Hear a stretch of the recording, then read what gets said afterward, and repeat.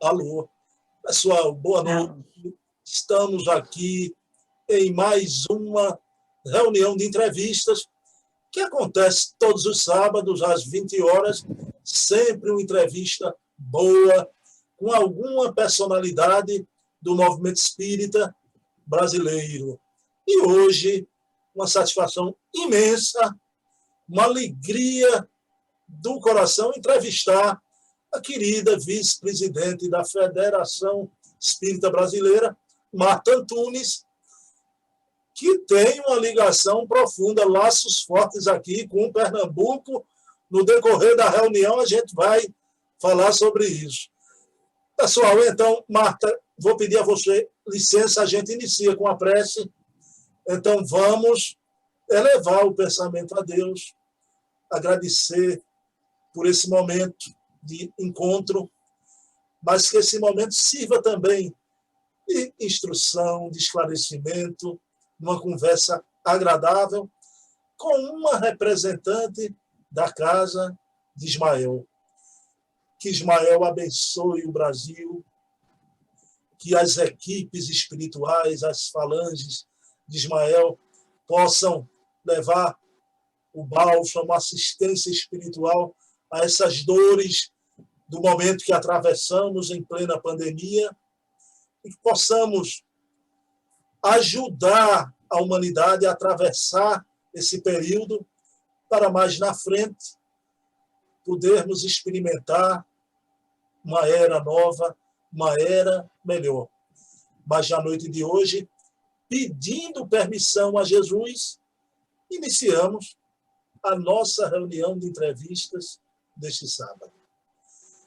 Minha querida Marta Antunes, como vai? Como é que está Brasília, Marta?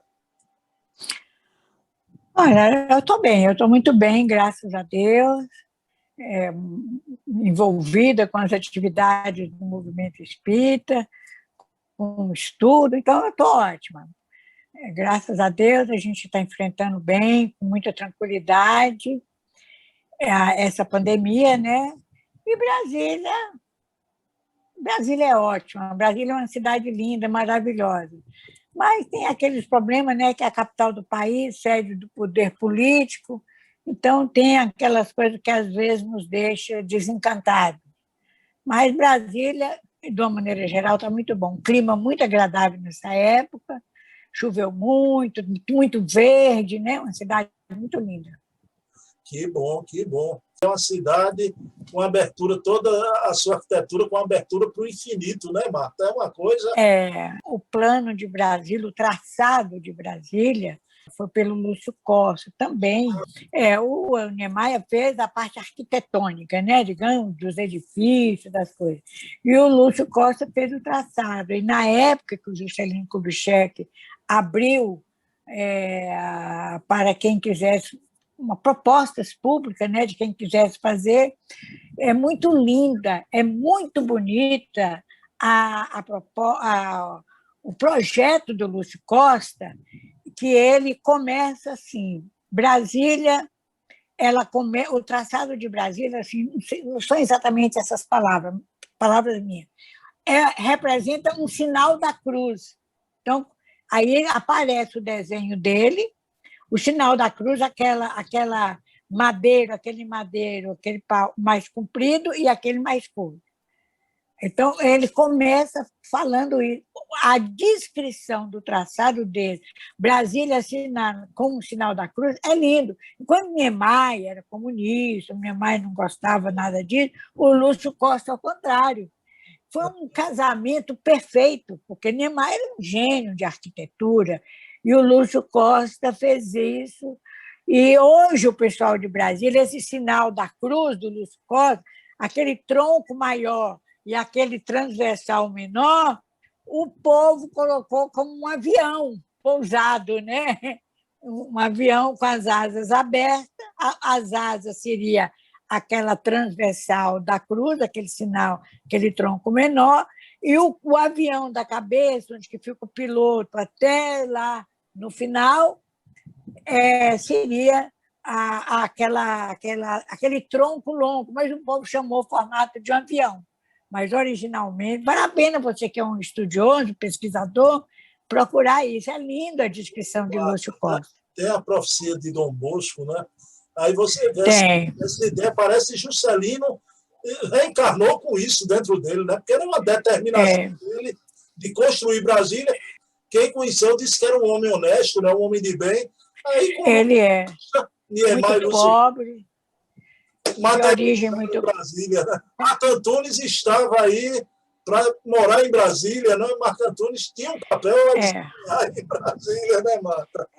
Meus irmãos chegaram logo no início, em 57, 58. Eu e da segunda leva de irmãos e meus pais, nós viemos em 1963, Olha para aí, 3 anos depois da inauguração da capital.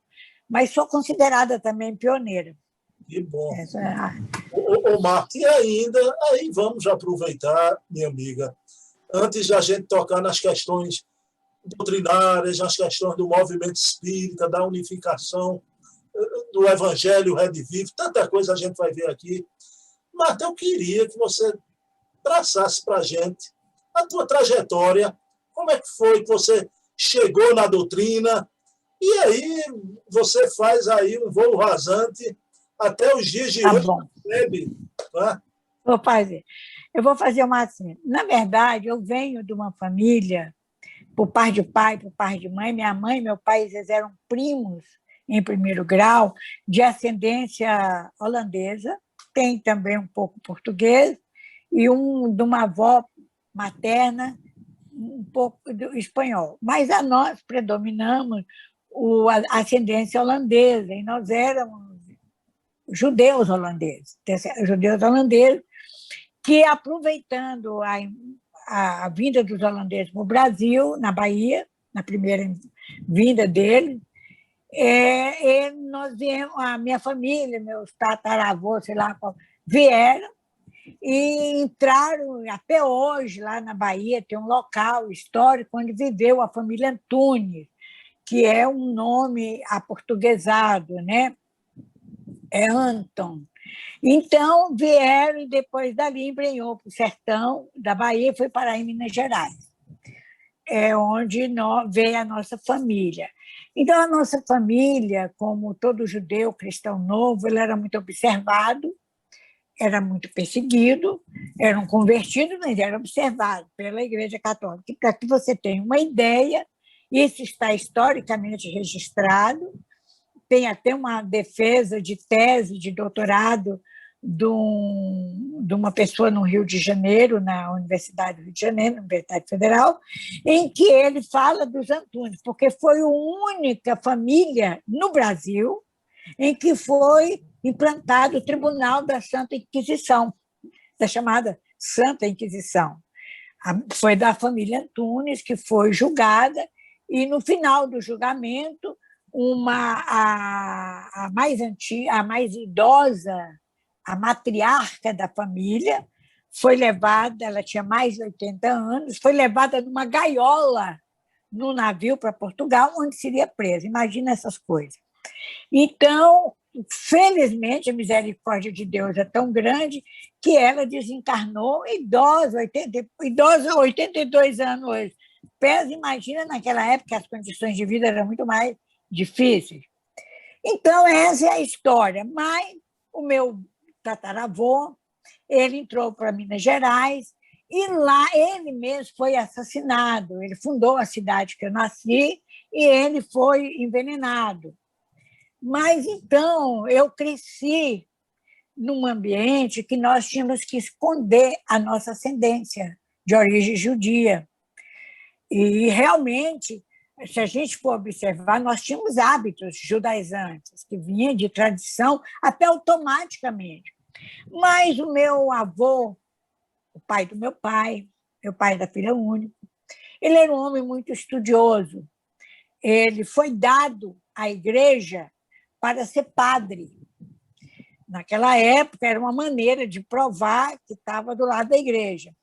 Mas ele era muito culto, ele era muito preparado, ele era um homem que, naquela época, século XIX, início Ele falava século XIX, meu pai nasceu em 1910, 1906, então ele falava várias línguas, alemão, francês, ele era muito fluente, ele, dentro das possibilidades dele, do que existia, ele estudava muito. E ele conheceu as primeiras ideias de Allan Kardec, lá no interior de Minas. Ele estava como seminarista estudando em outra cidade de Minas Gerais, mas quando chegou no momento que vai ser diplomado, recebe o anel, aquela veste de padre, não tenho certeza se ainda é assim, mas naquela época ficava numa espécie de quarentena, de isolamento, fazendo confissões, e o bispo ia para fazer as confissões de tudo. E ele começou a trocar ideias com o bispo, com o arcebispo, a respeito da Santíssima Trindade, que na cabeça dele não entrava essa questão da Santíssima Trindade. Como é que pode um ser só ser Deus, Pai e Filho e Espírito Santo? E discutiam, mas ele era uma pessoa, eu não conhecia, mas devia, pelo que se fala, uns antigos, era uma pessoa muito inteligente, muito afável, e no final das contas, o bispo, naquela época, você vê como é que são as coisas. No século XIX, falou: olha, meu amigo, ele se chamava Pacífico, o nome dele. Meu amigo, eu não vou te diplomar como padre. Eu sei que a sua família, a sua mãe vai ficar muito triste, mas você vai voltar para a sua cidade e vai ficar aí 6 meses, 3 ou 6 meses, refletindo se realmente você quer ser padre. Porque você questiona, ainda que você seja muito educado, você questiona. E, então, ele seguiu o conselho do bispo, voltou para a nossa cidade, onde nasceu, e lá ele chegou à conclusão que ele não ia dar para ser padre, não. Apesar da mãe dele chorar muito, porque era uma prova que eles eram católicos. Então, ele terminou fazendo farmácia e entrou mais tarde para a Faculdade de Medicina, mas ele veio a desencarnar precocemente com uma doença muito grave nos rins. Então, essa ideia da vida no plano espiritual, que não era esse negócio de céu, inferno, nem purgatório, que os espíritos podiam se comunicar, ele passou para meu pai. Meu pai estudou no colégio interno de Belo Horizonte, era um homem muito preparado, e com a mãe dele ficando viúva, ele teve que voltar com 16, 17 anos para cuidar da mãe, e começou a trabalhar. Mas meu pai, ele teve uma grande felicidade na vida dele. Ele já tinha aquelas ideias do pai, que eles trocavam, a respeito da imortalidade, da sobrevivência e da comunicação, mas teve uma grande felicidade. Se tornou amigo de Francisco Cândido Xavier. Os dois eram amigos, de idade muito próxima, se correspondia, e o Chico ia muito à minha cidade, a cidade que eu nasci, porque o Chico, na minha cidade, tinha uma exposição de gado. E lá o Chico trabalhava no Ministério da Agricultura, nesse trabalho ia. E eles ficaram amigos, e amigo das tias dele, o Chico ficou amigo das tias dele, irmã do pai dele, e da família toda, lá de casa, tudo isso. Tem muitas histórias, isso é outra coisa, muitas histórias ligadas a essa amizade que perdurou até o final da desencarnação do meu pai, que foi primeiro, e do Chico. Então, meu pai conheceu o espiritismo numa fonte cristalina, Chico Xavier. Chico mandava mensagem, que ele psicografava, livros, indicava, e depois meu pai fez amizade também com um grande espírita mineiro, que foi morar na cidade de Montes Claros, chamado Cícero Pereira, um dos fundadores da União Espírita Mineira. Então, o Chico que apresentou o Cícero Pereira, meu pai. E foi uma amizade até o final da existência. Amizade, assim, muito próxima. Então, meu pai era muito orientado e esclarecido. O primeiro centro espírita da minha cidade, na nossa casa, no quintal, tinha um lugarzinho lá, um quartinho independente da entrada da casa, e lá foi feito o primeiro centro espírita. Então, eu fui educada numa família espírita, pai, mãe espírita, todos fomos criados com educação. Naquela época não havia evangelização da criança e do jovem, não havia esses estudos, então meu pai tinha um hábito de, no domingo, reunir os filhos, minha mãe, e quem quisesse, os primos, quem quisesse, até as pessoas que trabalhavam lá em casa, para fazer o que seria o culto do Evangelho do Lar. O culto do Evangelho do Lar, que nós fazemos em meia hora, no máximo, mas tinha estudo sobre o Livro dos Espíritos, tinha sobre o Evangelho. Então, nós, de pequenininho, nós fomos aprendendo essas coisas. Como eu tinha uma mediunidade, era sonambúlica, eu acho que eu absorvi mais do que os meus irmãos, eu acredito. Meus irmãos, todos nós temos base, mas nem todos os irmãos quiseram ir para uma casa espírita frequentar, acredita na reencarnação, mas não é de ficar na casa espírita como eu me dediquei, eu e mais 2 irmãos, dos 9 filhos do meu pai. Então, quando chegou em 63, meus irmãos já moravam em Brasília, nós viemos para cá, e viemos para cá, para Brasília, fui lá para essa... Eu tinha 16 anos, ia fazer 16 anos, eu vim em janeiro, eu fazia 16 em mês de maio, e comecei a frequentar a casa espírita. Depois dessa casa, na verdade, eu frequentei 2 casas espíritas na minha vida, sem considerar, porque lá na minha casa eu era criança, quando havia lá, eu não podia nem entrar lá, eu sabia das coisas. Agora, eu frequentei a Comunhão Espírita de Brasília, quando eu conheci uns amigos como Jorge Hess e outros na juventude. E depois, quando foi isso, foi de 60, eu comecei a frequentar, eu cheguei em Brasília em 63, eu comecei a frequentar a Comunhão em 64, 65, por aí. Meu pai já frequentava. E a FEB, nessa época, era no Rio de Janeiro. E, apesar de Brasília já ser a capital do país, desde 60, e pelo Estatuto da FEB, a sede da FEB é onde está a capital do país. Então, quando foi em 1980, eu frequentava a Comunhão Espírita, eu trabalhava mediunicamente, eu fazia parte de um grupo de aulas, eu dava aulas sobre mediunidade. Eu era muito... meus filhos, né, eu já casada, meus filhos eram evangelizados lá, uma vida normal, do espírita. Mas aí, quando foi em 80, o presidente da FEB, o Francisco Thyssen, ele foi eleito em 77. Então, ele quis fazer a transferência da FEB para Brasília. A sede da FEB ficar em Brasília, conforme está no Estatuto. E foi assim. E eu era muito amiga de alguns diretores da FEB. Eu vivia na FEB. A FEB não tinha quase nada. Tinha uma secretaria-geral, que era 2 diretores ou 3 que atuavam ali. Não tinha reunião mediúnica. Tinha uma reunião mediúnica desse grupo de diretor, e havia, em 80, um grupo da juventude. Não havia grupo de estudo. Como eu era muito ligada a estudo, e esses diretores da FEB era muito ligada a mim pela Comunhão Espírita, era a maior, e é a maior casa espírita do Distrito Federal, muito conhecida.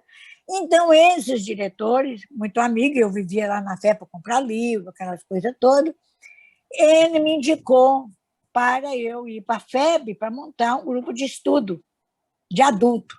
A minha vocação sempre foi com adulto.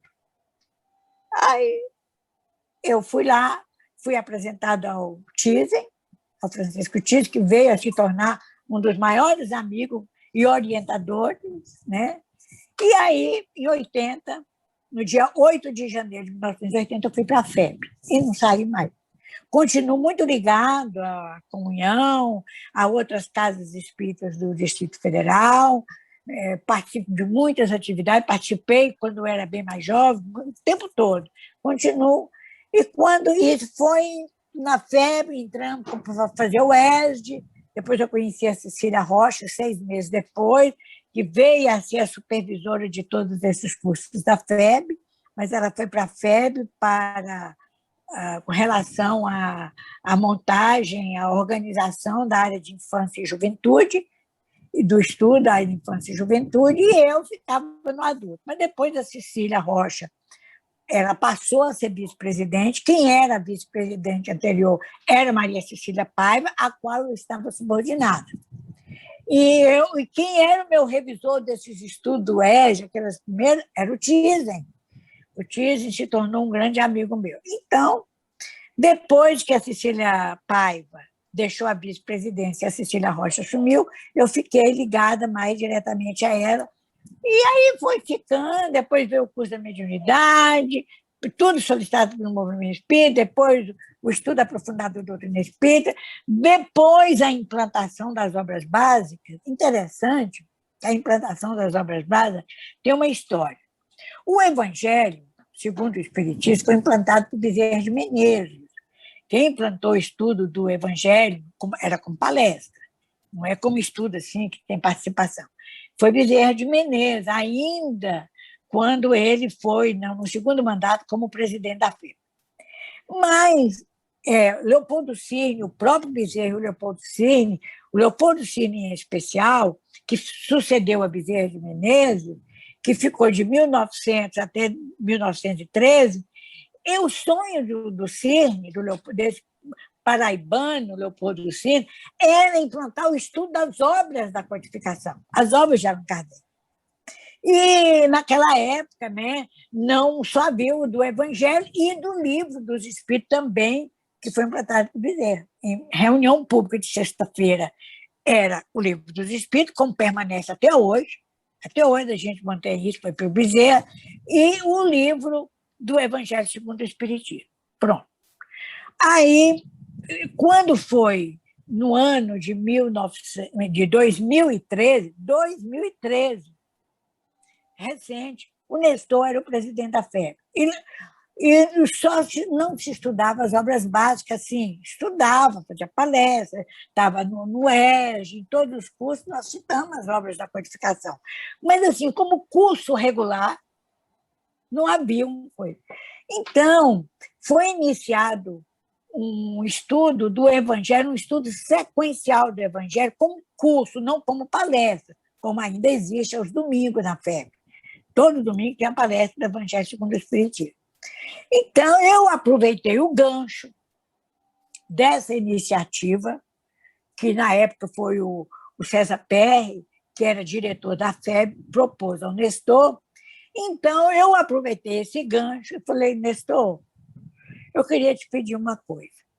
Eu queria pedir para implantar, para você me dar autorização para nós implantarmos o estudo das obras básicas, todas as obras de Kardec, não só o livro do Evangelho.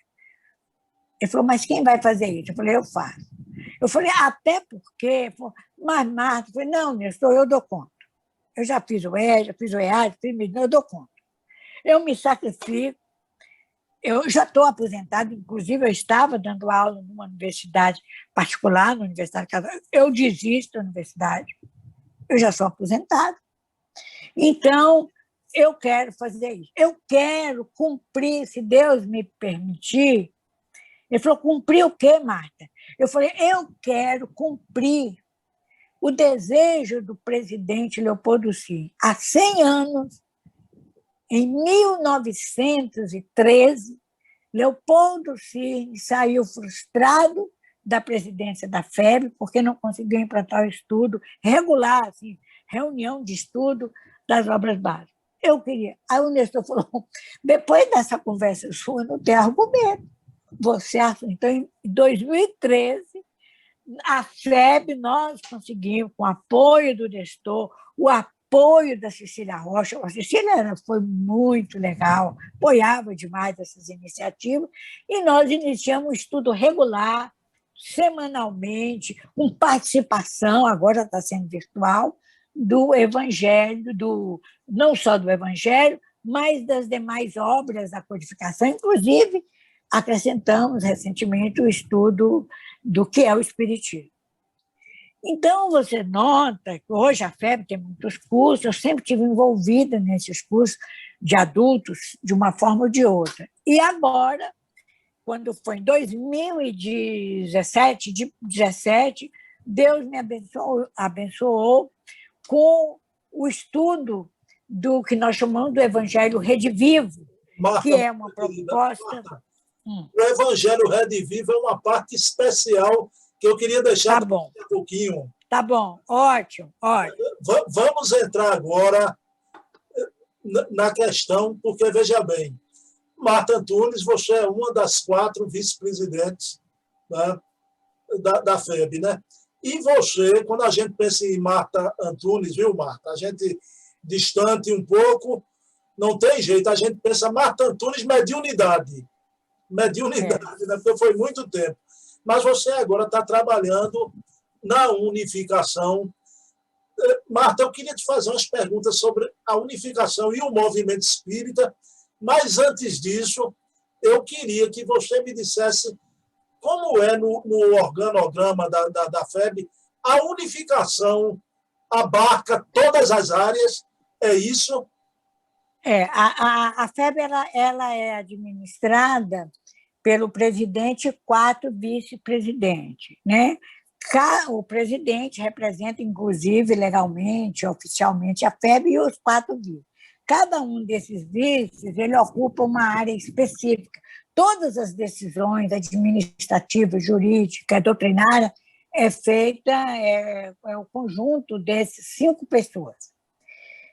São 5 vices, é como está no estatuto. Agora, a minha área, um fica na área de administração, outro fica na área, por exemplo, da editora, Carlos Geraldo, Cid, na administração, outro fica na parte de prática espírita, que envolve a parte da mediunidade, a parte do atendimento espiritual, do passe, essas coisas do dia a dia prática.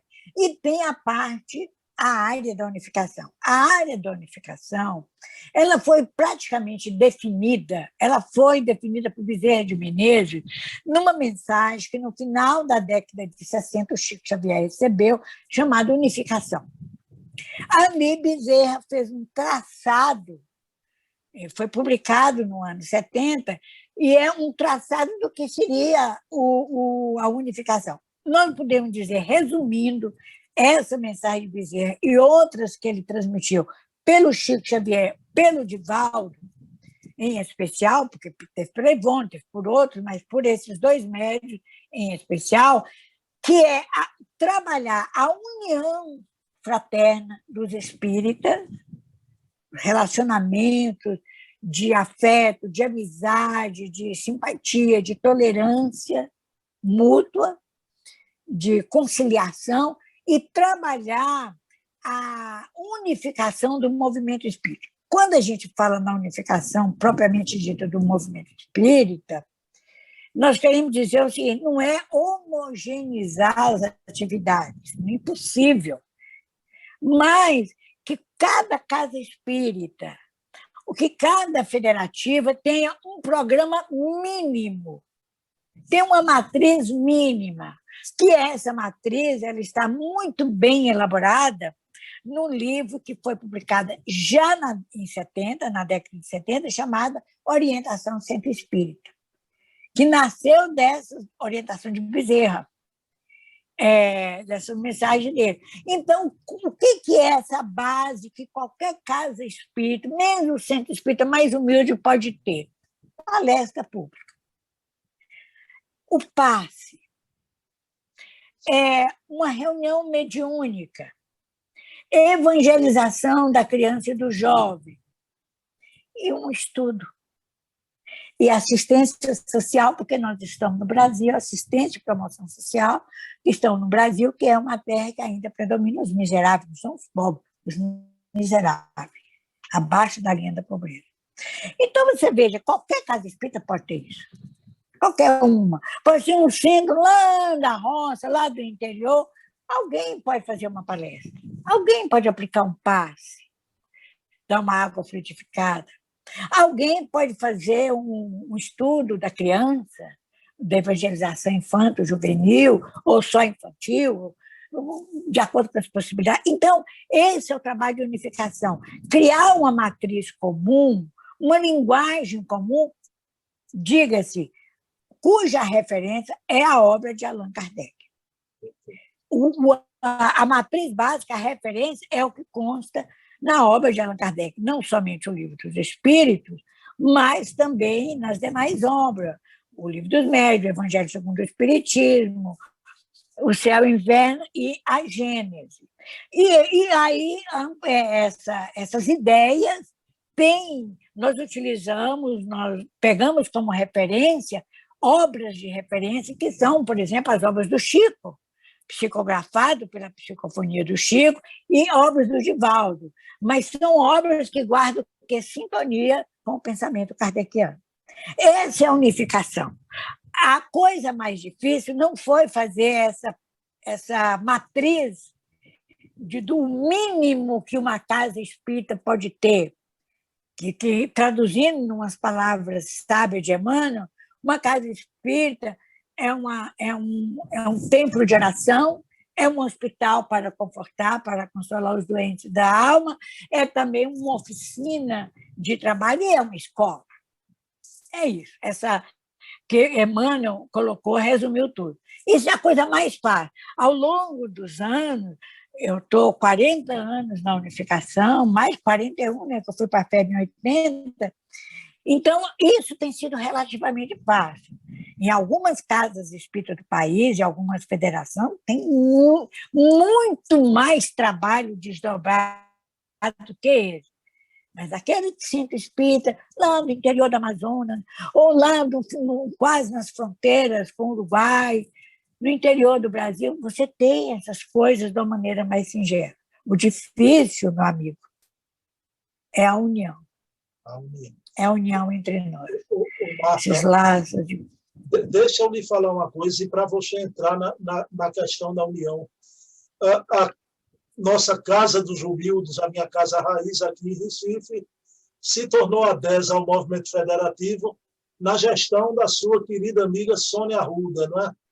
E a gente tinha uma ideia, Marta, veja bem, que o pessoal dizia, olha, eles vão impor, vão chegar, vigiar as reuniões. Era essa a ideia que tinha de unificação, viu?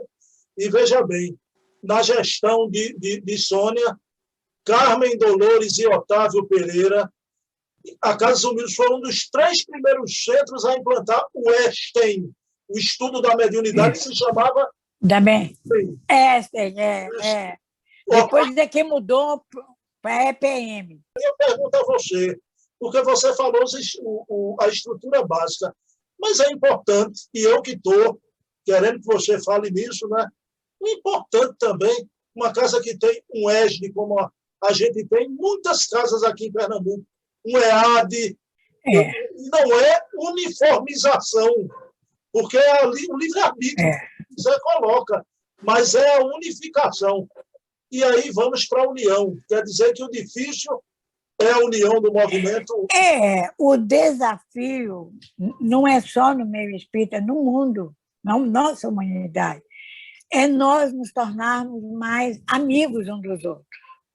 Às vezes, essas relações, união entre nós, é um grande desafio, é o nosso grande desafio, não é só do espiritismo, de todo mundo.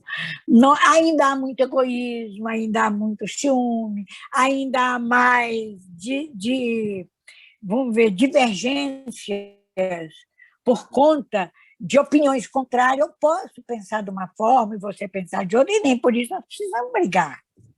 Nós não precisamos ser inimigos, nós não precisamos virar o rosto. Então, esse trabalho da união, como diz Bezerra nessa mensagem que eu acabei de citar, a unificação é paulatina, a união é imediata. Porque uma casa dividida, Bezerra também fala isso, ela vai ao chão, ela não se mantém inteira. Então, esses estudos da criança, do jovem e do adulto, que é o jovem adulto, mas do adulto mais maduro, ele veio criar um vínculo de entendimento através de uma base doutrinária séria, que é a orientação kardeciana sob a interpretação de médios, ou de não necessariamente médios, mas de estudiosos de referência, como o Herculano Pires, como nós temos o Caibá Schutzel e outros tantos que nos trouxeram informações que não tinha, que não exercia a mediunidade, como aconteceu com o Divaldo, acontece com o Divaldo, com o Chico, com a Ivone, com a Maria Cecília Paiva. Então, isso, nós criamos uma mesma língua, nós falamos a mesma língua. Agora, cada um, em cada casa espírita, cada um vai desenvolver esse aprendizado, esse estudo, de acordo com as suas possibilidades, intelectuais e morais. Isso é um processo. Agora, por isso que esses estudos eles são mais sintetizados, e nós não fazemos livros assim de grande, nós colocamos o essencial para que, naquela casa espírita, aqueles que são responsáveis por a condução daquele estudo possam desenvolver de acordo, vamos usar uma palavra, de acordo com o seu público-alvo, com o seu frequentador.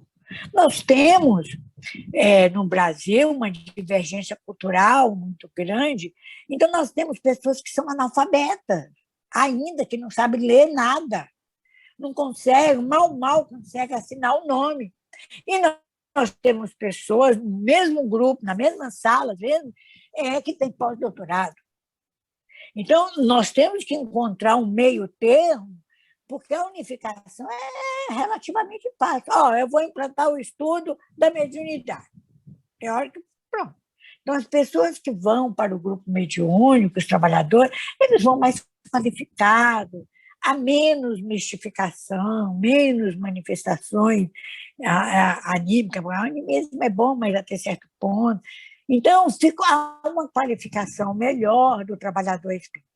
Agora, nós temos que aprender a construir pontes de entendimentos, ser mais amigos uns dos outros, ser mais solidários um com o outro, ainda que pensemos diferente, porque nós vamos pensar diferente, porque nós temos processos evolutivos e experiências evolutivas diferentes, não somos iguais.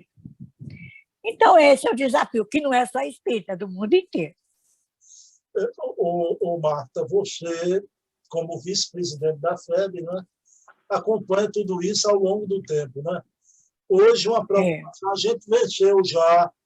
Eu acho que a gente venceu porque houve até a reunião do Conselho da FEB, né, a questão do rustenguismo foi uma questão de muita divergência, né? O rustenguismo, outras questões menores, Marta, né? Por exemplo, que dividem até o movimento espírita, parece que o pessoal busca. Chico é Kardec ou não é Kardec, né? Mas uma preocupação minha, eu queria sua opinião de passagem, Marta, não precisa se deter tanto nisso. Como é que você vê? Hoje a gente sabe que há uma polarização no Brasil, né?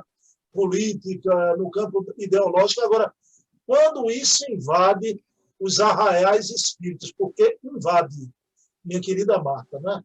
E a gente tem até neologismos sendo criados como espíritas progressistas, não é? Então, claro, a gente não comunga de teorias revolucionárias. Eu gravei até essa semana com Heloísa Pires. Dona Heloísa deu um banho nisso, dizendo que é inaceitável teorias revolucionárias. Mas como é que a gente faz para encontrar esse ethos que você fala aí, Marta, né?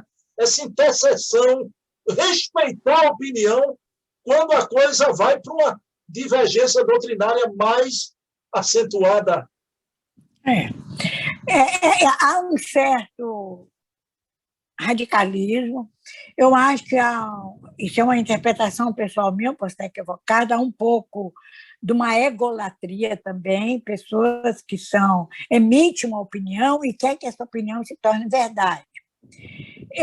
Eu sou muito tranquila a esse respeito, sabe? Eu não entro nesse nível de discussão nem nada. Porque, veja bem, vamos começar pela questão de Rustem, que tornou uma questão que não era para se tornar. No livro Pátria do Evangelho, Brasil, Coração do Pátria do Evangelho, Humberto de Campos faz uma citação daqueles que iriam apoiar o desenvolvimento do espiritismo, desenvolvimento das ideias espíritas. Você pode conferir lá. Então, ele fala, na área da ciência, está o Gabriel Delany, na área da filosofia está o Leon Denis, e na área da religião ou da parte moral seria o Rustem. Ora, quando ele fala isso, eu só acrescento isso. Ou então, o pessoal fez um drama, realmente uma coisa que não um exagero, exacerbou-se, porque, na verdade, o Rustem, ele cometeu um equívoco, e isso, todos nós somos espíritos imperfeitos, e estamos sujeitos a cometer equívoco, porque ele, na hora que ele recebeu aquela obra pela uma mediunidade mecânica, chamada A Revelação da Revelação, os 4 Evangelhos, ele não passou por uma revisão. Ele mandou para Kardec. O Rustem era um homem muito respeitado, era um advogado, era um homem muito respeitado e na sociedade, no meio familiar, era um homem de bem. Mas qual foi o equívoco dele? Que Kardec não cometeu. Apesar de ser uma mensagem mediúnica por uma médium mecânica, quer dizer, uma médium sonambúlica, ele não quis fazer a revisão. E Kardec aconselhou ele a fazer a revisão. E, inclusive, Kardec tem uma mensagem belíssima na Revista Espírita, que ele fala, deve-se publicar tudo que os espíritos transmitem. Quer dizer, nós temos que ter o bom senso, a nossa fé é uma fé raciocinada. Então, Rustem achou que não. Naquela época, se ele tivesse, talvez, vivendo hoje, ele ia fazer a revisão, e tem coisas que constam na obra que ele não colocaria, como Kardec recebeu muitas mensagens, muitas informações dos espíritos que ele tirou, que ele não colocou. No máximo, ele fazia, como aquele negócio do planeta Marte, ele fez uma nota de rodapé, porque foi um espírito só que deu uma informação que Marte era mais evoluído. Agora, criou-se um drama. Daí passou a negar a obra. Agora, uma obra do médium, a antena psíquica do século, o Chico Xavier não era só em termos de faculdade mediúnica, que ele era excepcional, quem conviveu com o Chico sabe disso, mas também pela alta moralidade dele. O Chico era um homem, era e é altamente moralizado, é um espírito muito evoluído. Um livro que foi endossado para o Emmanuel, que nós conhecemos, sabe? Então, de repente, uma palavra lá, uma palavra passa essa guerra. Eu não entro nesse clima de debate. Marta, querida, eu queria, por favor, que você lembrasse aqui que há alguns anos atrás eu vi você numa reunião com o pessoal da USE. 70 anos. E você foi abordar isso. Eu queria que você refrescasse a memória da gente. Para quem não conhece essa passagem, você foi conversar com o diretor da FEB e tocou nisso. Olha, mas Rustem cometeu equívoco, mas está lá na obra de Chico. E uma intuição muito boa do diretor, ele disse a você, Marta, ele veio para ser colaborador no campo da fé, mas faliu. Foi isso? Pois é, a falha que ele teve, o equívoco que ele cometeu, foi justamente por isso que Kardec alertou ele. Tem coisas aí que contradizem as orientações de espírito, os que estavam formando a codificação.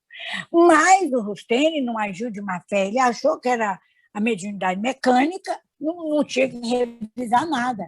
Como nós vamos encontrar em Gabriel Delany, ele, quando fala da mediunidade de psicofonia, que na minha geração, na minha época, dos meus pais, falava incorporação. Porque Delany, inclusive, quando nós fomos publicar a obra de Delany de novo, A Evolução Anímica, eu fiz uma observação lá, que incorporação não é um espírito entrado, o espírito, na hora de comunicar, entrado dentro do corpo, porque era o que eles pensavam. Então, a mesma coisa aconteceu com o Rustem. Ele faliu nesse sentido de não ouvir o codificador, de fazer uma revisão. Se ele tivesse encarnado hoje aqui, ele iria fazer. Agora, isso é para apedrejar em praça pública? Não, não é, gente. É por isso que Bezerra e todos os espíritos, e o próprio Jesus nos fala, na sua mensagem, que a nossa dificuldade é nos entendermos, nós podemos conviver. Como é que nós vamos ter um só pastor e um só rebanho no futuro da humanidade se nós não construímos pontes de entendimento? Marta, foi excelente. E eu quero dizer até aqui, você na USE, você até disse que não era rustenguista, não é? E eu também não sou, não aceito a tese do corpo fluídico. Agora, uma coisa que eu acho que quando você fica criticando muito, então você faz a propaganda, então virou uma celeuma sem fim. Mas vamos adiante, Marta. Marta, sua área de atuação, ciência, você gosta muito da área da ciência espírita, não é? E eu queria, Marta, como é que você vê o aspecto científico no espiritismo hoje? Olha, o espiritismo é uma revelação, né, mediúnica, como foi o judaísmo e o islamismo. O Cristo que não, que ele que veio em pessoa e trouxe. Mas são doutrinas reveladas. E o espiritismo através, só que em vez de ser por uma pessoa, como no caso do Cristo, ele foi uma doutrina revelada por uma equipe de espíritos encarnados e desencarnados e com coordenadores sob o égide do Espírito da Verdade. Agora, veja bem, lá no Livro dos Espíritos, logo lá na introdução, nos fala que apresenta 3 aspectos, 3 características. O Espiritismo, no Livro dos Espíritos, na folha de rosto, está escrito assim: o Livro dos Espíritos, entre parênteses, ou filosofia espiritualista. Então, o Espiritismo, por definição, é uma filosofia. A filosofia, a base da filosofia é a indagação, é os porquês, é o quê. Mas, para responder o quê, o porquê, para onde ou onde, nós temos que pegar da racionalidade científica, do aspecto científico, que na época de Kardec havia o aspecto. Kardec, ele era uma pessoa de formação humanista, mas ele seguiu muitos postulados para analisar as perguntas, as respostas que os espíritos davam. Então, ele usava da metodologia científica, que era ainda muito cartesiana, muito de Descartes, mas era uma análise, vamos dizer, ciência experimental, em que Kardec ele focava, e isso foi uma coisa devido à formação dele, ele fala o método intuitivo racional, porque ele tinha intuição, ele deduzia, ele ouvia as respostas, mas ele aplicava a fé raciocinada.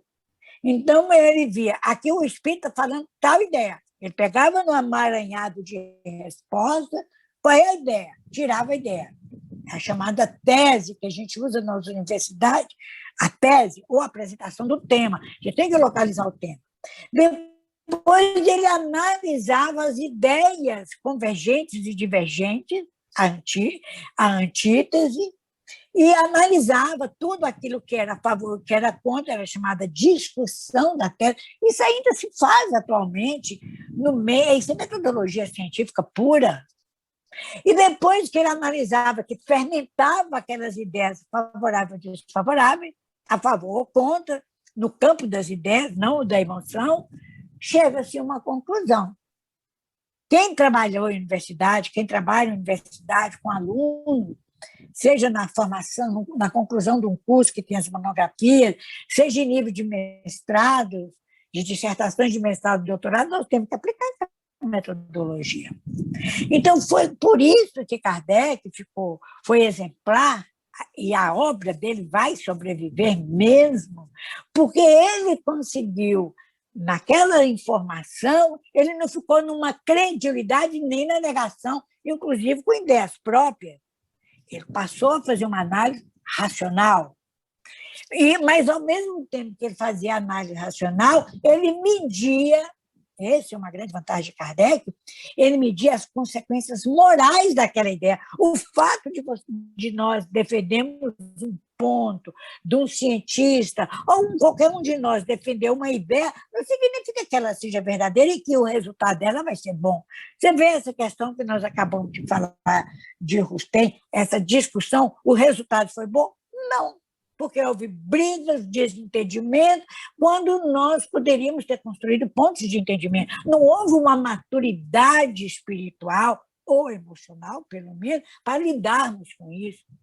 Nós temos uma família, filhos, cada um vem com uma personalidade diferente. Então, como é que a gente vai fazer se eles pensam diferente da gente, se tem más tendências, ou se tem boas tendências que nos superam? Então, nós temos que saber lidar com isso, isso é o mundo. Agora, nós vamos brigar? Não, eu não gosto, você é um filho mau que não faz o que eu quero, saia de casa. Não é isso. Nós temos que aprender, conciliar, amar ao próximo como a si mesmo, fazer ao outro que gostaria que fizesse, nem que com isso, não significa com isso que nós vamos pensar exatamente igual ao outro.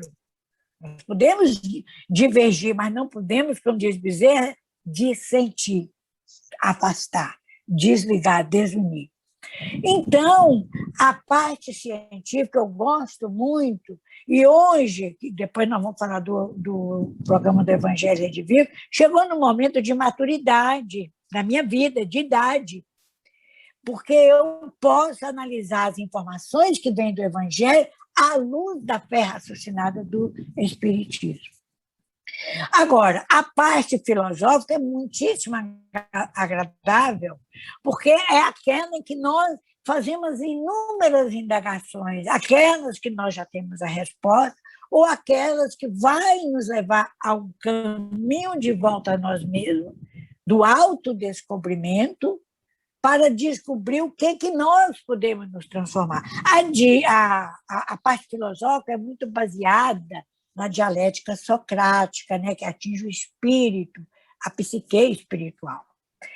Agora, eu confesso que, por profissão e por tudo, eu gosto muito dessa parte científica, e no futuro, escreva o que eu estou falando, no futuro, os fatos espíritas, os fatos mediúnicos, a ciência do mundo vai comprovar.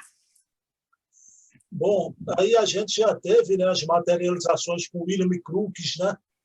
Então, com Charles Richer, muita gente... O Charles Richer foi prêmio Nobel de Fisiologia, o William Crookes era presidente da Sociedade de Química do Reino Unido, então eram cientistas altamente respeitáveis. Então, e nós vamos assim, hoje nós falamos pelo Zap, hoje nós estamos falando pelo meio virtual. Por que no plano espiritual já houve até tentativa da transcomunicação? Mas vamos evoluir, vamos chegar a um momento em que nós não podemos usar o médium como instrumento de comunicação, mas nós vamos usar equipamento, sim, para nos comunicar entre os dois planos de vida. Com certeza. Eu tenho tanta convicção disso como 2 e 2 são 4. Marta, deixa eu lhe fazer uma pergunta, então. Como é que você vê o avanço da tecnologia, até as tecnologias no mundo espiritual? Olha, as tecnologias no mundo espiritual, nós temos tecnologia aí que tem desde... Por exemplo, o livro da Ivone de Trinto, de André Luiz, da década de 40. Nós temos tecnologia que nós vamos ler as descrições das visões de Swedenborg, século XVIII, antes da codificação, a gente vê quando ele descreve as esferas da Terra, dos planos evolutivos, que não era o olhar dele, a evidência que ele estava vendo como é que se fazia as comunicações, né? Então, essas tecnologias têm mais de séculos que os espíritos estão falando, é porque nós não temos, assim, talvez, parado para perceber. Mas nós vivemos numa era da tecnologia e ela vai crescer cada vez mais. para o bem ou para o mal. Quer dizer, o uso é que vai distinguir, né? Se é para o bem ou para o mal. Mas nós temos, no meio espírita, na literatura espírita, nós temos inúmeras informações da tecnologia. Por exemplo, uma coisa banal mesmo, que todo mundo hoje em dia que mora, sobretudo quem mora em grandes centros, como Recife, usam alarmes na casa, né? Esses alarmes. Os primeiros alarmes, alarme de carro, né? Os primeiros alarmes que a gente conheceu, que surgiram, fazia aquele barulho enorme, né? Qualquer coisa que até no carro, por exemplo, se deixasse o vidro abaixado, entrasse uma mosca, fazia aquele barulho danado.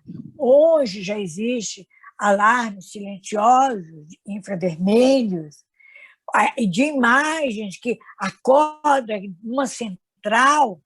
Então, isso o André Luiz, por exemplo, só para citar um exemplo de vários que existem, ele chegando lá naquele livro Libertação, naquela cidade estranha, quando ele e dois amigos dele vão chegando ali, que eles adensam o perispírito, o que eles fazem para ver se André Luiz e os outros eram do mesmo nível deles, né? Eles adensaram o perispírito. E eles ficaram no aparelho que eles passaram, aquele leitor que eles passaram, como nós fazemos uma leitura de código de barra hoje, no mercado, em qualquer lugar, nas máquinas, quando passou aquele leitor, o que apareceu? Neutro. Não era espírito superior, que eles não queriam espírito, mas adiantado. E nem era exatamente igual a ela. Eles entraram na cidade estranha, chamada cidade estranha, porque aquele detector, que era um leitor, mas lê o quê? O que eles leram? Eles leram as vibrações dele. Nós ainda não lemos vibrações. Você vê, é um livro antiquíssimo. Nós temos a Ivone Pereira, eu gosto de citar isso, estou apaixonada por isso. A Ivone Pereira, no livro que ela recebeu mediunicamente, chamado Memórias de um Suicídio, tem aquele momento em que o espírito, Camilo, é recolhido no Vale dos Suicidas e é levado para o Hospital Maria de Nazaré. Você lembra disso? Então, tem um momento, depois que ele é acolhido, que ele é encaminhado para uma ala do hospital. Está logo no início do livro essa informação, em que ele é levado para uma espécie de identificação, é um setor de identificação. Ele ia ser identificado, fazer o registro daquele espírito, do Camilo. Então, ele descreve a cena. Há um funcionário, vamos usar essa palavra funcionário, um trabalhador, que vai fazendo perguntas para ele e ele vai respondendo. Começa com aquelas identificações básicas, nome, quando foi, o que ele lembra da vida passada, quando morreu, o suicídio, vai fazendo aqueles registros identificatórios. E ele foi respondendo. Algumas das perguntas que esse trabalhador faz, ele pensa, mas ele responde outras coisas, ou responde de uma maneira mais objetiva. Quando terminou a entrevista, para fazer os registros dele na instituição, o trabalhador, que estava, o entrevistador, Camilo descrevendo isso, ele diz que tira de uma espécie de uma caixa, de uma gaveta, de uma coisa assim, um pequeno disco. Ele fala o diâmetro do disco, que era um disco que ele nunca viu. Quando eu li a primeira vez, a segunda vez, porque eu vi muito longo esse livro, a segunda vez, eu não percebi isso. Depois, já mais adulta, mas que eu percebi o detalhe desse disco, porque eu só reconheci esse disco quando começaram a surgir no mercado, na tecnologia, o CD, o DVD e o DVD. Antes a gente não tinha nem ideia, nem sabia. Passou batido. Então, Camilo fala que colocou naquela espécie de gaveta ele usa uma palavra assim, não estou dizendo se são exatas essas palavras, mas é semelhante, coloca aquele disco e projeta, ele fala, a projeção que saiu dali é como se fosse um cinematógrafo, como se fosse uma projeção de cinema. Aí ele vê ele respondendo, mas o que o vídeo, o que o disco gravou, que nós não conseguimos ainda que o CD e o DVD estejam já obsoletos, é que ele gravou o pensamento dele, coisas que ele pensou. Qual é o DVD e CD? Que um livro que tem 100 anos, posso dizer, de que foi feito, e que você registra o seu pensamento. Olha, se a gente for falar isso, Não, você vai ter que ter um... Vamos longe. Até a coisa simples de nosso lar já é tecnologia, né? O aerobus. O aeróbus, o psicoscópio dos O mensageiros. psicoscópio lá do mensageiro. Essa analogia que você fez aí é formidável, né? Porque o disco CD. E Ivone parece que fala em livros luminosos.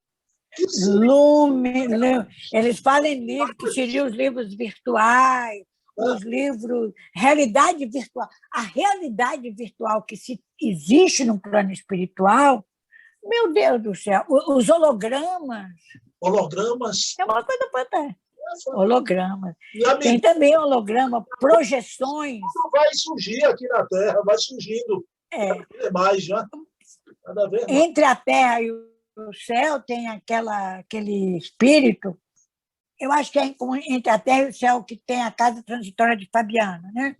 Então, ali, aquele espírito que vem lá da região superiores da comunidade Asclepios, e ele aparece e sai andando, materializa, e sai andando e conversando com todo mundo, como no holograma.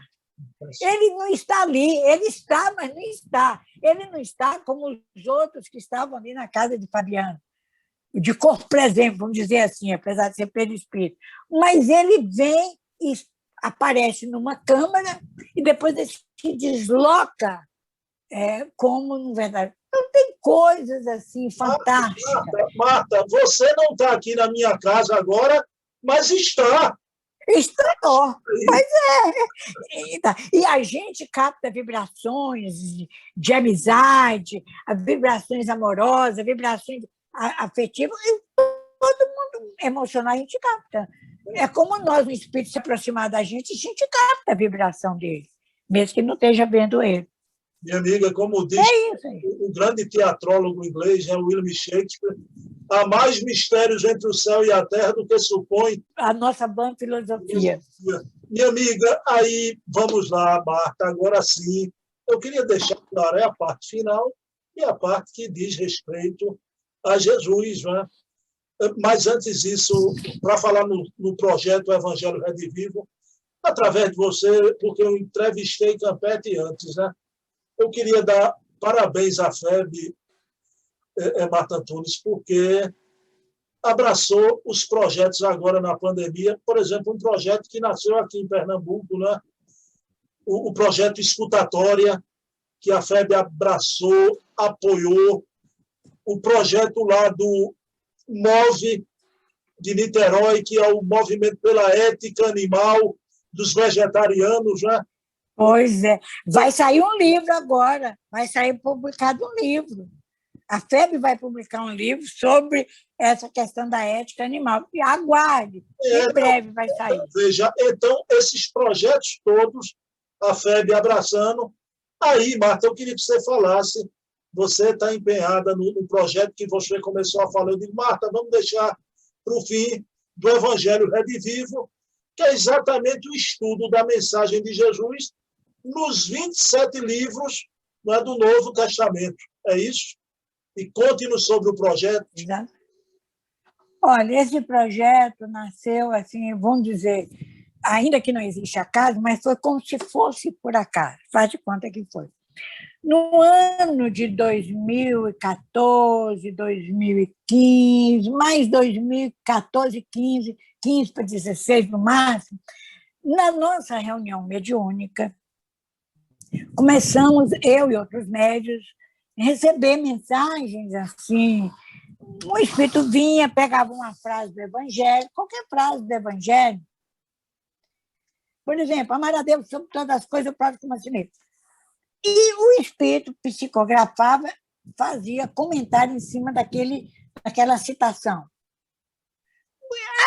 Era que um dia, né, aleatoriamente, daqui a pouco era outro médium, pela psicofonia, daqui a pouco outros grupos mediúnicos começaram na nossa casa, lá na FEB, que nós ficamos sabendo inicialmente, lá, começaram a receber também trechos do Evangelho, citações do Evangelho, seja dos evangelistas, seja dos outros livros, dos outros autores, e o espírito fazia interpretação. Às vezes era uma interpretação curta, às vezes era uma interpretação maior, às vezes era um espírito como o Dr. Bezerra, como o Dias da Cruz, espírito assim, com maior conteúdo.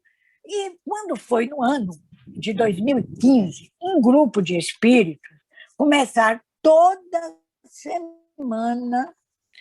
semana vinha uma mensagem de interpretação do Evangelho. Eles estavam nos ensinando a interpretar o Evangelho, mas para nós não era difícil, para nós, que eu digo assim, do grupo, não era difícil, porque era muito de acordo com aquele padrão de Emmanuel, dos demais escritores espíritas, médios ou não. Então, eu interpretava, a gente ficava feliz, e esses espíritos, nós tivemos a curiosidade de perguntar quem era ele. Então, eles começaram a assinar assim, grupo de cristãos. Só isso. Nunca deu nome, mas a gente começou a ver, ao longo do ano 2015, que as mensagens de uma reunião para outra eram diferentes. A gente começou a ver que eram espíritos diferentes. Às vezes o médico de psicofonia recebia, o Rabelo mesmo foi um dos que recebeu, eu, outro, no outros grupos. Daqui a pouco nós começamos comentando na propaganda boca a boca, fora de Brasília, no movimento espírita, começamos a receber informações que o fenômeno estava se repetindo. Quando foi em 2016, eu estava na Conferência Espírita do Paraná e encontrei com um Haroldo, né? O Haroldo Dutra Dias, que é um amigo muito querido, e nós trabalhamos muito juntos no livro, no EAD, Estudo Aprofundado da Doutrina Espírita, com o Honório e com ele. Então, o Haroldo estava lá para fazer uma palestra lá no Paraná, e ele falou, Marta, nós precisamos conversar, nem que seja 5 minutos. Eu falei, vou marcar, porque eu tenho uma coisa que eu quero te perguntar. Ele falou, tá bom. Então, eu e o Godinho encontramos com o Haroldo 10 minutos, não foi mais do que isso, porque ele ia sair, ia almoçar, para depois fazer um outro trabalho numa casa espírita lá em Curitiba. Então, eu falei, Haroldo, eu falei dessas mensagens que estava recebendo, e eu falei, para bom entendedor, minha palavra basta. Eu estou achando que a gente devia fazer um programa tipo o EAD, que ele conhecia bem, ele nos ajudou no livro 1 e 2, mais o Honório, mas ele também ajudou muito no livro 2, 1 e 2, não, no livro 2 e 3 do EAD, e eu queríamos fazer um programa que estudasse, mas eu não queria estudar assim, igual o EAD, por tema. Por exemplo, parábola do bom samaritano. Aí a gente vê o que o Mateus diz, o que João diz. Eu quero estudar livro a livro do Novo Testamento. É o que está me ocorrendo. E o Godinho também falou outras coisas semelhantes. E eu falei, porque eu queria ver, o João fala diferente de Pedro, Tiago fala diferente de Tadeu, Mateus fala diferente de Marcos. Eu queria ouvir. Aí a doutora Marta, isso é uma ideia muito boa. Então, eu vou te dar uma sugestão. É uma ideia muito boa. Vocês da FEP, tem muitos livros, tem uma biblioteca muito grande lá, então você podia fazer o seguinte, o foco desse estudo deve ser a figura do Cristo, a mensagem dele. Não foque o movimento cristão. O movimento é feito por homens, né? Tanto que nasceram várias igrejas ao longo do século. foque na mensagem do Cristo. E no que esses autores, que são os 27 livros do Novo Testamento, falam sobre a mensagem do Cristo.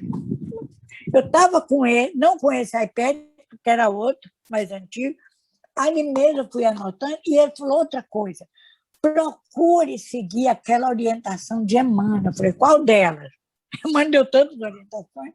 Aí ele falou, é uma orientação que ele registrou, mas, na verdade, quem falou foi Alcione. O Evangelho precisa ser conhecido, meditado, sentido e vivido. Então, o Evangelho do Cristo. Ele não falou de Jesus, ele falou do Messias, do Cristo. Precisa ser conhecido. Então, a gente precisa pelo menos ler, viu? Ler pelo menos um versículo, entender. Depois, meditado. Olha o método racional intuitivo de Kardec, fazer as análises científicas, metodológicas, compreender, depois sentir nível de sentimento, para poder vivenciar. À luz da doutrina espírita, que tem tanta coisa, mas tem tanta coisa que tem hora, quando eu vou fazer um tema, escrever, eu fico, me perdoe, Emmanuel, hoje eu não vou te citar, não. Me perdoe, Amélia Rodrigues, hoje eu vou citar Denis, hoje eu vou... Porque são tantas informações que a doutrina espírita tem que nós não damos conta, em um tema só, citar todos os autores conhecidos. Sem falar no Martins Peralva, no Eliseu Rigonati, no Caibachu. Meu Deus do céu, é tanta gente, no próprio Honório de Abreu, são milhares e milhares de estudiosos que estão. Então, quando foi em 2016, eu peguei do Haroldo, nós um projeto e nós disponibilizamos ao movimento espírita nas comissões regionais e depois no Conselho Federativo. Mas, assim, como exatamente quando o estudo aprofundado da doutrina espírita. Nós criamos projeto piloto, né? Nós temos vários projetos pilotos espalhados por esse Brasil, e uma coincidência que eu vou falar para vocês, que coincidência que eu sei que não existe, isso é forma de expressão. Quando nós estávamos ainda no campo das ideias, não estava fazendo propaganda, fizemos uma capacitação em Minas Gerais, que tem uma tradição lá na União Espírita Mineira de Estudo do Evangelho. Foi gente do Brasil inteiro, do Manaus, lá do norte até o sul, 46 pessoas estavam lá, sendo capacitadas para começar esse projeto. E com o projeto piloto, nós envolvemos Haroldo, Severino Celestino, todos como pessoas que ficariam como consultores, porque eles têm o Edson Caldeira, que são pessoas que têm um domínio maior, efetivamente. Então, nós lançamos esse programa, e quando nós fizemos o lançamento, algumas horas depois, o Divaldo, fazendo tudo assim por inspiração, e com apoio de espírito de todo o Brasil. Então, aconteceu 2 fatos nesse ano do lançamento, 2017. Depois do lançamento, horas depois, nós estávamos na reunião do Conselho Federativo Nacional. Uma pessoa chega para mim e fala assim: Marta, chegou no aeroporto, o avião do Divaldo pousou no aeroporto de Brasília. Dentro de mais ou menos 1 hora, no máximo, ele está aqui na FEB. O que eu faço? Eu estava lá, na reunião do Conselho Federativo, e naquele momento o Godinho estava falando. Como eu sou a vice-presidente da área de unificação, que lido com o movimento espírita, a pessoa me procurou, um colaborador. Eu falei: quando o Divaldo chegar, você leva ali para a sala do presidente e nos avisa que eu vou, se eu não estiver falando, vai o Godinho. Se eu estiver falando, vai o Godinho. Se o Godinho estiver falando, eu vou. Mais ou menos 1 hora e pouco depois, 1 hora e meia, o Divaldo chega, eles discretamente, ninguém nem viu, leva lá para a sala do gabinete, a sala onde fica a presidência da FEB, o presidente da FEB, tem uma mesa, e aí a pessoa vê, fala: o Divaldo já está lá. Aí eu falei: pega um lanchinho para o Divaldo, ele chegou de viagem, deve estar cansado, e fui para lá. Quando eu cheguei, estava o Raul Teixeira sentado lá, Eu falei para o Raul que o Divaldo ia chegar, e o Raul levantou, estava na mesa, foi para lá. Tinha outros companheiros nossos, e do lado do Divaldo tinha uma cadeira. O Divaldo, naquela época, ele não tinha feito a cirurgia ainda, ele estava com aquela muleta que pega metal aqui no braço, botou a muleta em cima da mesa, e eu falei, ô, Divaldo, reservar o lugar ao seu lado. Aí eu sentei, cumprimentei ele, feliz, e ele falou comigo assim, Marta, vocês fizeram um lançamento de um estudo, de um programa, não sei, relacionado ao Evangelho, ao estudo do Evangelho? Eu falei, foi, Divaldo. Nós fizemos, é uma pena que você perdeu o lançamento, tem mais ou menos 2 horas, 2 ou 3 horas, foi no início da manhã. Ele falou, Marta, eu estou te perguntando, porque você sabe quem é o responsável por esse programa no plano espiritual, o espírito que está coordenando esse trabalho? Eu falei, não, quem é, Divaldo? Bittencourt Sampaio. Divaldo nem sabia do lançamento do programa. Eu falei, nossa senhora, eu fiquei até assim impactada sobre isso. É isso que eu estou falando para você. Eu coloquei no livro 1 desse estudo. E uma outra coisa que, para encerrar, para falar de você, para encerrar isso aqui, é que quando nós estamos aqui no Brasil ajeitando, a FEB iniciou, Santa Catarina foi a primeira federação que iniciou antes da FEB, iniciou no final de 2016, nós iniciamos em 2017, o estudo regular. Aí, de repente, eu recebo uma carta não, um e-mail, uma carta, de uma presidente da Federação Espírita, da Federação não, da União das Sociedades Espíritas, do Centro Espírita da Suíça, que é a federativa deles de lá, ligada ao SEI, oficial. E ela me dizia, Marta, eu fiquei sabendo, eu estive no Brasil, andei viajando e estive em Minas Gerais, que é a terra da pessoa, que é daquela presidente daquela época, e eu fiquei sabendo desse negócio, desse estudo evangélico. Ô, Marta, será que você não poderia vir aqui à Suíça para nos falar sobre isso e fazer uma capacitação? Nós gostaríamos. E eu fui. Na verdade, eu fui 3 vezes à Suíça para falar desse estudo. O primeiro país fora do Brasil, sem nenhuma propaganda, que implantou o estudo do Evangelho e continua até hoje, e permanece, foi a Suíça que é basicamente protestante. 1 mês e meio depois, eu recebo uma notificação da Espanha, que através de fulano, beltrano, cicrano, ficou sabendo que o Brasil estava com um projeto que ainda se poderia incluí-los como projeto piloto. Eu incluí. A Espanha, que foi o berço da Inquisição. Então, você nota que isso não foi Marta, não foi a FEB, a nossa equipe é imensa no Brasil e fora do Brasil. Não fomos nós que fizemos, isso é o Alto que fez. O Alto que espalhou e essas pessoas. E, então, nós estamos assim, esse é o Evangelho Redivivo, a proposta de estudar os 27 livros, à luz da doutrina espírita. Nós podemos citar um ou outro autor não espírita, mas é muito rápido, muito breve, mas o fundamento é espírita, e nós queremos conhecer para aprender, conhecer para meditar, para podermos sentir essa mensagem, para nos transformarmos em pessoas melhores, vivenciando ela. É isso aí. Em resumo, é isso aí. Ô, Marta, você falando da revelação de Divaldo sobre Bittencourt Sampaio, eu me lembrei das palavras de Jesus: onde está o teu tesouro, está teu coração. O que ligares na terra será ligado no céu. Né? Então, ligado no céu. É o alto que está comandando realmente tudo isso, né? Minha amiga. É o alto.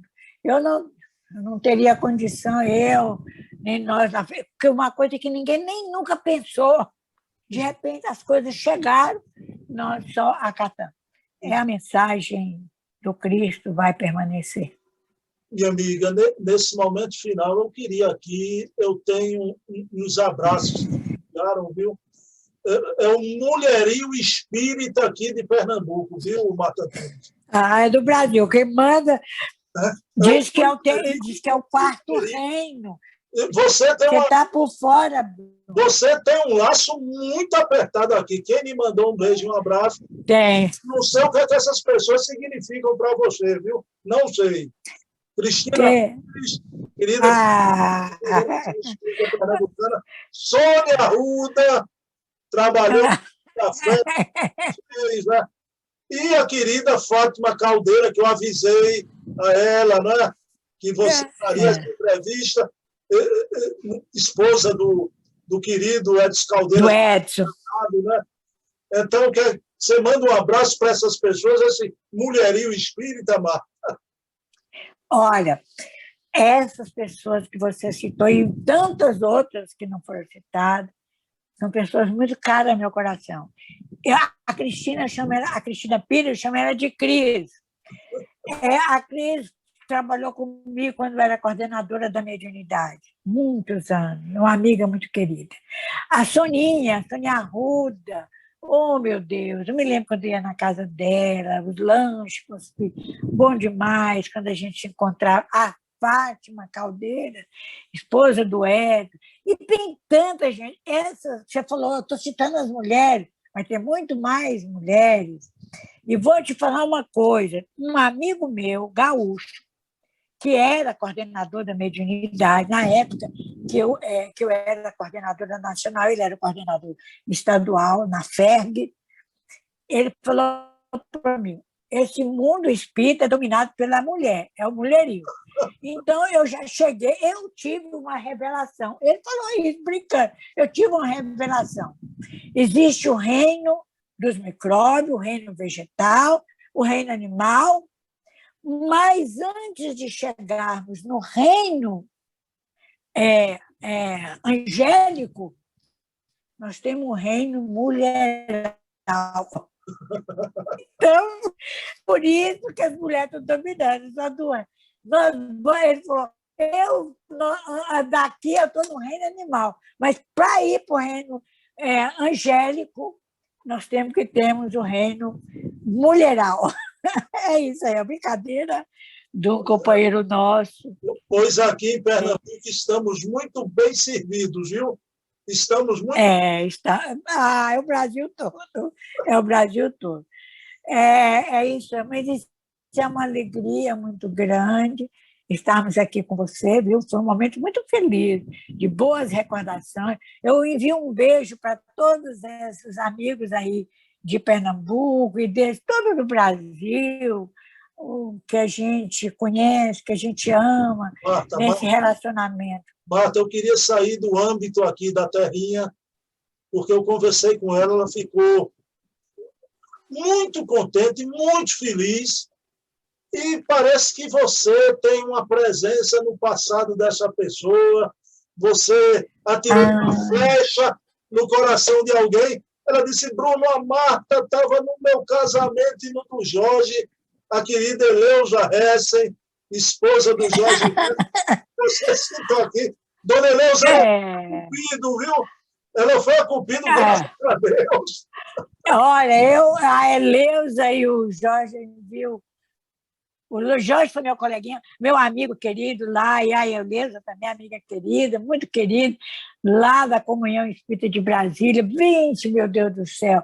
Eu era muito jovem, o Jorge também, nós éramos da juventude, frequentava a mesma casa espírita, e eu eu dei uma de Cupido, porque o Jorge e a Eleusa estavam assim, um se interessado por outro, e graças a Deus eu consegui, pela misericórdia de Deus, eu consegui aproximar esse casal tão bonito, com os filhos, com netos. Eu vi vendo as fotos deles aí, dos meninos.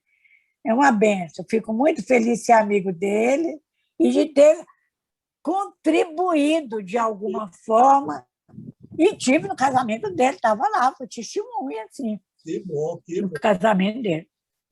Marta Antunes contribuiu com o departamento de reencarnação na Terra, né? Uma família toda. Pois é, coisa boa, né? Um beijo. Marta, querida, olha, eu só quero lhe pedir agora uma coisa para coroar. O convidado aqui faz a prece final. Vamos orar, então, para agradecer esse momento. Vamos. E muito obrigado. Eu que agradeço. Então, vamos elevar o nosso pensamento a Jesus, o nosso Mestre Senhor, o nosso Messias, governador espiritual do nosso planeta, para agradecer. Queremos, Senhor, agradecer. Só existe esse sentimento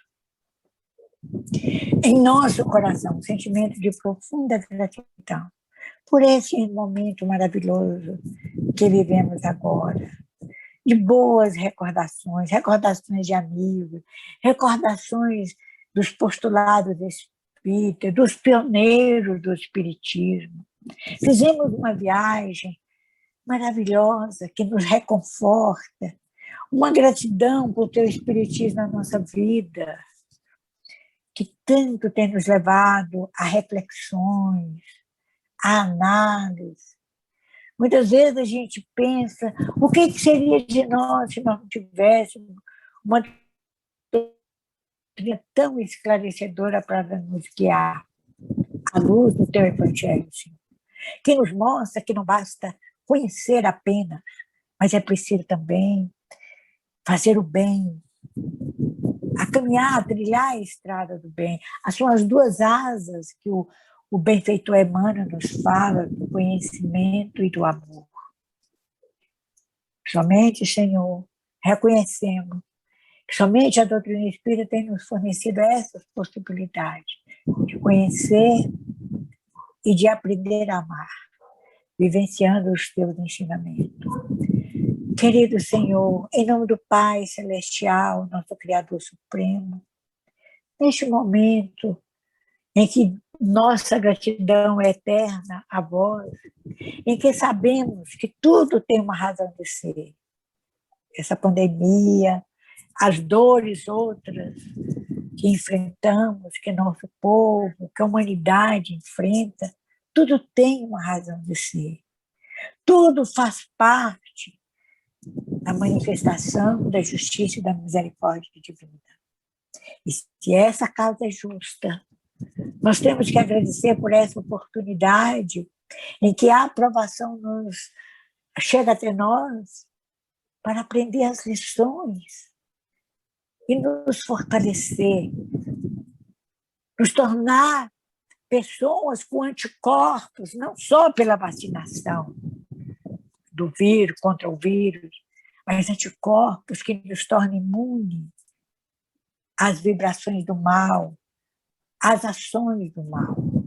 Nós precisamos adquirir cada vez mais esses anticorpos que nos fortaleçam o espírito na vivência da plenitude do amor que nos ensinaste. Abençoe todos aqueles que nos ouvem, a todos os nossos amigos, todos os nossos familiares, todo o nosso povo brasileiro, os habitantes, os que vivem nesse estado belíssimo de Pernambuco, e em todos os estados do Brasil, em todas as regiões do planeta, que está sob a tua paz, sob a tua condução, sob o teu amor, Senhor. Assim seja. Assim seja.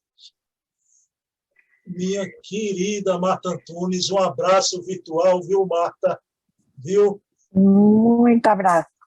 Prazer imenso e gratidão por hoje, pela semana de contato, viu? Um beijo na alma. E você agora... Você tem um amigo aqui em Pernambuco do sexo masculino, viu? Pelo menos um. Tá bom, eu tenho vários. Você é mais um, graças a Deus. Mais um. E você também tem uma amiga aqui na fé, na Casa dos Espíritas, na Casa de Ismael. Tá bom. Beijão, beijo na alma, mamá. Beijo. Um beijo no coração.